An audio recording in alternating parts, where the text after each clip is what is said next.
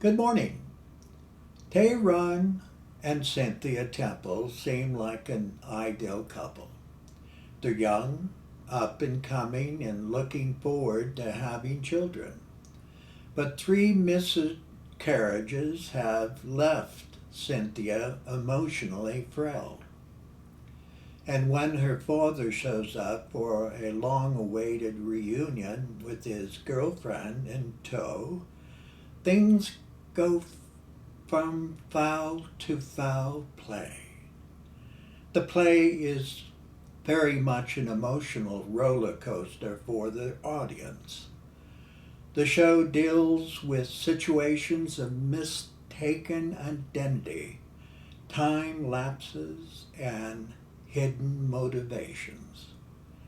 It's set in 1937 in the quaint city of Coeur d'Alene, Idaho. Act 2, Scene 2. The lights soon rise, revealing Cynthia lying atop the sofa, asleep, with Sydney standing in the doorway. Cynthia, Cynthia, you need to wake up. Sydney moves to her side as she slowly awakens. How do you feel? Papa? Yes, it's me. How long have you been here? Several hours. Cynthia slowly sits, holding her head in both hands. Where is everyone? Tyrone, Samantha are walking by the lake. Rosalind is taking a bath. Rosalind? My fiancée. How long have I been asleep?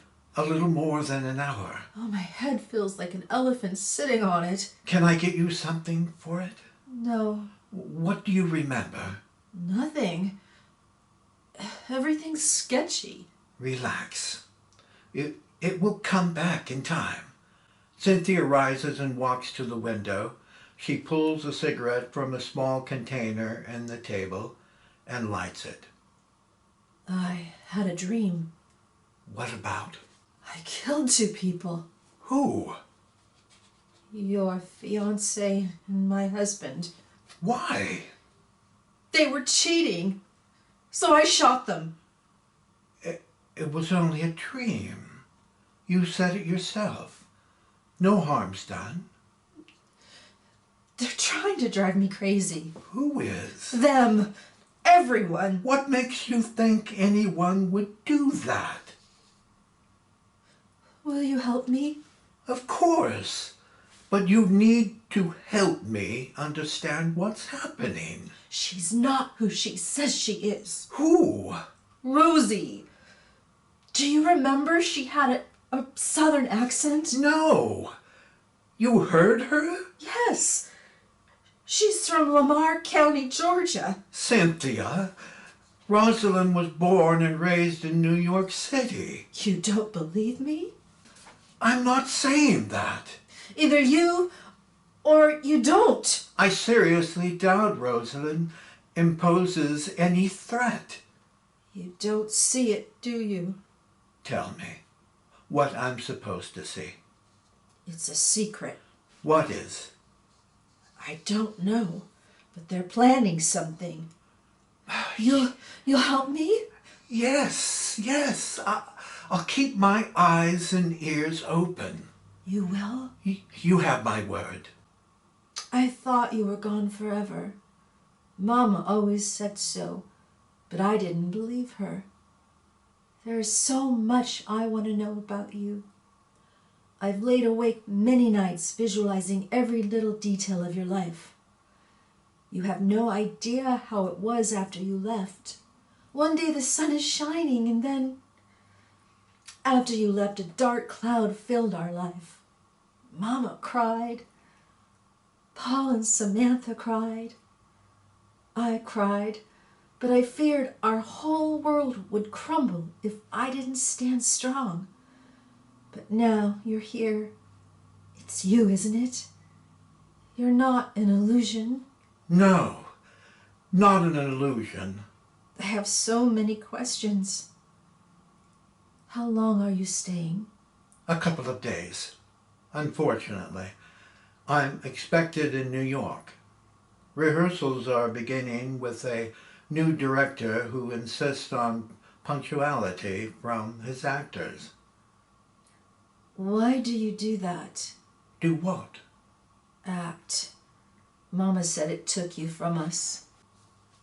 Your mother never understood what ended our marriage. My life on stage has been an occupation, not a meddling mistress.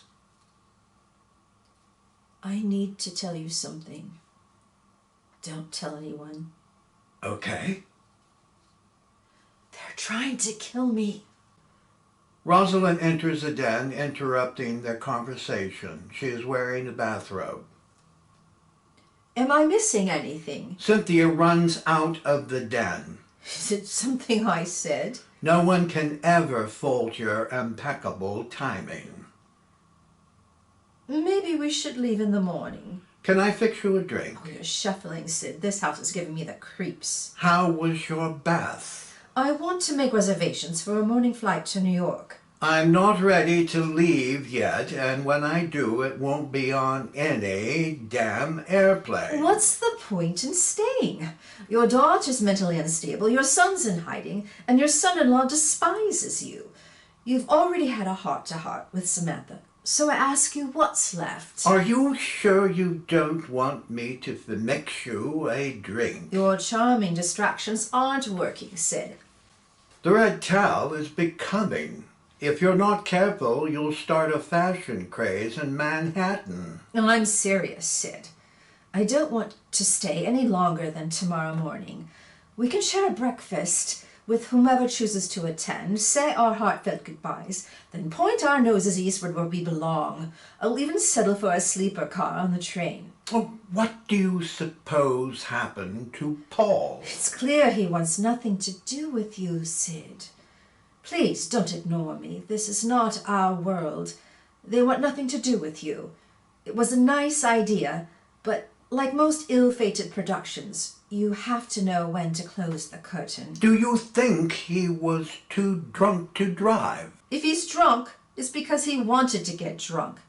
And if he's drunk, it's to keep from seeing you. Now, what don't you understand, Sid? You always see the good in others, don't you, Rosalind? Oh, don't mock me. You know I'm telling the truth. I was hoping things would be different. That possibly we could take up where we left off 21 years ago. Do you want to hear something funny? In the garden, Samantha asked me why I came back.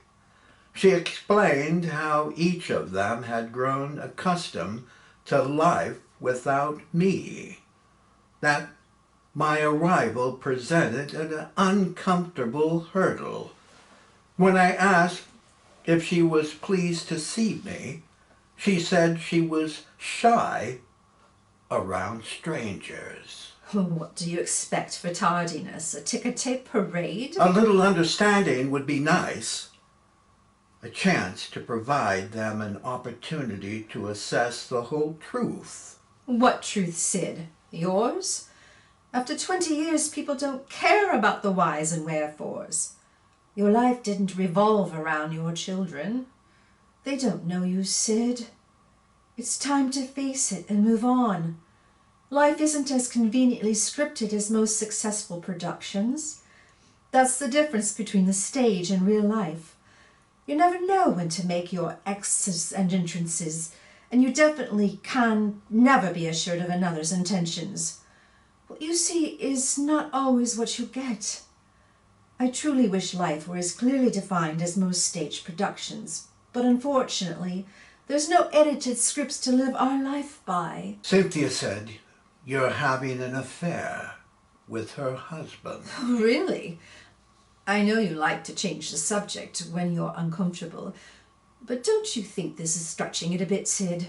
I saw the way you were looking at him. Don't tell me you believe what your loopy daughter told you. You find him attractive, don't you? Stop turning the tables, Sid. He is handsome in a strange way and moderately successful in his line of business. If I didn't know you, I tell you to stick your gutter allegations where the wind never blows. What is this? Are you playing Mr. Interrogator now? A simple no would suffice. Absolutely not. Are you satisfied? I find him squeamishly arrogant and lacking sophisticated charm altogether. You needn't be cruel in your assessment, dear. Sydney, with or without you, I'm booking a flight to New York in the morning. At the moment, I'm tired and wish to get some rest. Are you coming to bed? Rosalind moves to the den doorway. Do you know anyone in Lamar County, Georgia? Don't you know when to quit? Of course I don't. Are you coming to bed? You know me better than anyone. Am I a horrible person? Oh, aside from leaving your dirty socks on the floor and forgetting to brush your teeth, I'd say you're worth keeping around. I'm serious, Rosalind. Since we've been together, I've talked very little about my prior life. Water under the bridge, so to speak. Are you feeling sentimental, Sid? I'm not sure whether it's the whiskey or being here. I'll have what you're drinking. I can always count on you. I should charge by the hour. There was a time when being a father meant everything. I felt complete. Life had a simple structure and I was content being within its plan. Then, like a bolt of lightning, you become dislodged and disorientated, scrambling to put the pieces together again. One fleeting second you're walking on clouds with the woman you love. Then without fair warning you've fallen into the deep abyss, staring in the eyes of an angry stranger. Oh, must you always be so poetic? It's my story, and I'll tell it how I wish. How do you convey to children who haven't seen for over 20 years that once upon a time they meant everything to you? Why did you leave, Sid? Were there other women? A few. One is too many for most wives. You should have known better. Intimacy was never one of her strongest traits. You should have realized that when you first met. There's more to marriage than rolling in the hay. I know a lot of things now that I didn't then. Well, count yourself wiser then. There's no benefit crying over spilled milk. Playing the role of daddy was fulfilling, but according to her standards, I was lacking. She believed a replacement could make her life more complete. When she set her wheels of change in motion, it spun my world uncontrollably amiss. In other words, she kicked your ass out of the house and made room for a better husband and father for her children? Yes, that's precisely what happened. Are you finished? Don't rush me. Well, what's left? You fell in love, got married, had children, cheated, and then got your ass kicked out on the curb. Some productions have a fourth act. Not this story, Sid. The lights are black, the actors have exited the stage, and the audience has left the building. No further pages to an already tragic script. I disagree. Should I get my pillow and blankets for the sofa? No. I'll finish my drink and follow you up to bed. I now realize what I need to do. I'm afraid to ask. I'm going to contact New York in the morning and notify them I'm dismissing myself from the production. You can't do this, Sid. Really? Watch me. The agency won't stand for it. You have your reputation to think of. Don't you think I've been doing that for long enough? Well, you'll be jeopardizing your career if you do, Sid. I'm realizing there's more to a life than a career, Rosalind. What do you intend to do? Hold your daughter's hand as she drifts into insanity? I hope to make a difference. It's the least I can do. I'm not staying. I know. Are you prepared to give up everything you've worked for, Sid? I'll have to take that chance, won't I? Rosalind stares at Sydney. She then moves to the den doorway and stops. Sydney, you'll discover the past is unforgiving and not in the habit of handing out redemption slips. I'll be packed and ready for a flight tomorrow morning. Good night. Sydney watches Rosalind exit, then moves to the window. He briefly looks out as he finishes his last sip of whiskey. He walks to the liquor table and places his glass on its surface. As he moves to exit, he stops short of the den doorway. He acknowledges someone standing in the hallway, beyond the sight of the audience. Look who the cat drug in. Can I pour you a drink? A single shot is heard. Sydney takes a step backward, slowly grabbing his midsection. He continues staring through the den doorway with an expression of dismay. Why? Sydney drops to his knees. Rosalind is first to appear at the doorway. She rushes to his side and cradles him in her arms. Sydney is unconscious as Cynthia and Samantha enter the den. Someone please call an ambulance. Your father's been shot. Samantha quickly moves to the telephone while Cynthia remains standing in the den doorway. The lights begin to dim to black as Rosalind slowly rocks Sydney in her arms.